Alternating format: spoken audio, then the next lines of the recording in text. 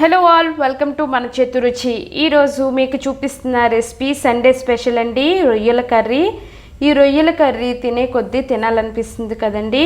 మీరు కూడా నా స్టైల్లో ఇలా చేయండి, తప్పకుండా టేస్టీగా ఉంటుంది. ఇప్పుడైతే మనం ప్రాసెస్లోకి వెళ్ళిపోదాం. ముందుగా 4 స్పూన్ల ఆయిల్ వేసుకోండి. ఈ ఆయిల్ అనేది వేడయ్యాక కట్ చేసుకున్న 4 పచ్చిమిర్చి, 1 కప్పు ఉల్లిపాయలు వేసుకొని ఫ్రై చేసుకుందామండి. మనకి ఉల్లిపాయలు ఎంత బాగా మగ్గితే కర్రీ అనేది అంత టేస్టీగా ఉంటుందండి. ఇప్పుడైతే మనం మూత పెట్టేసుకొని మగ్గించేసుకుందాం. చూసారుగా మన ఉల్లిపాయలు అయితే చాలా బాగా మగ్గిపోయాయి. ఇప్పుడు ఇందులోకి 1 స్పూన్ అల్లం వెల్లుల్లి పేస్ట్ని వేసుకొని ఫ్రై చేసేసుకుందాం.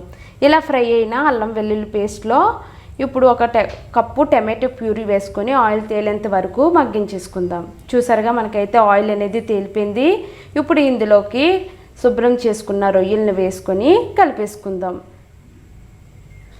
మన రొయ్యలు అనేవి పసుపు వేసుకొని కడగండి, నీసు వాసన అనేది రాదు. ఇప్పుడు వీటిని మగ్గించేసుకుందాం.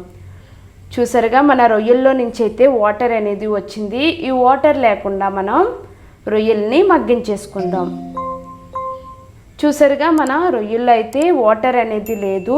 ఇప్పుడు ఇందులోకి 2 స్పూన్ల కారం, 1 స్పూన్ గరం మసాలా వేసుకొని వీటిని కూడా బాగా కలిపేసుకుందాం. మనకి ఈ గరం మసాలా కారం అనేది బాగా ఫ్రై అవ్వాలండి.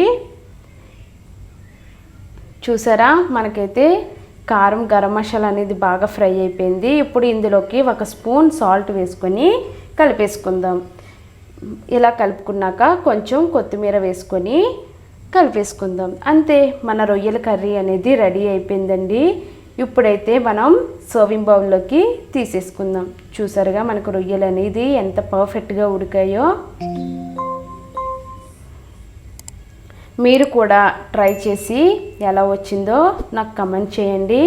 అంతకన్నా ముందు మన ఛానల్ని ఎవరైనా కొత్తగా చూస్తున్నట్టయితే లైక్ చేయండి, షేర్ చేయండి, సబ్స్క్రైబ్ చేసుకోండి అండ్ పక్కనే ఉన్న బెల్ ఐకాన్ కూడా క్లిక్ చేసేయండి. Thank you for watching. Bye.